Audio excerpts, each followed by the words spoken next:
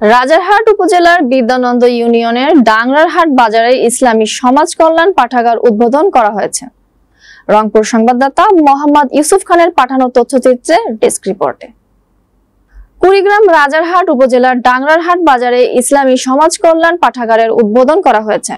প্রধান অতিথি হিসেবে বক্তব্য রাখেন কুড়িগ্রাম জেলা শ্রমিক কল্যাণ ফেডারেশনের সভাপতি অ্যাডভোকেট ইয়াসিন আলী সরকার। বিশেষ অতিথি হিসেবে বক্তব্য রাখেন রাজারহাট উপজেলার জামায়াতের আমির ও সাবেক উপজেলা ভাইস চেয়ারম্যান মাওলানা কফিল উদ্দিন। অন্যান্যদের মধ্যে বক্তব্য রাখেন বিদ্যানন্দ ইউনিয়ন জামায়াতের সভাপতি আব্দুল মতিন, সাধারণ সম্পাদক মোশাররফ হোসেন মজু, জামায়াত নেতা নূর মোহাম্মদ সহ অনেকেই। বক্তারা বলেন, ডাংরারহাট বাজারের মতো একটি জনবহুল এলাকায় এ ধরনের পাঠাগার প্রতিষ্ঠা করা সত্যি প্রশংসনীয় উদ্যোগ। এর মাধ্যমে শিক্ষার্থীরা যেমন উপকৃত হবে, তেমনি সমাজও একটি জ্ঞানভিত্তিক সংস্কৃতি লাভ করবে।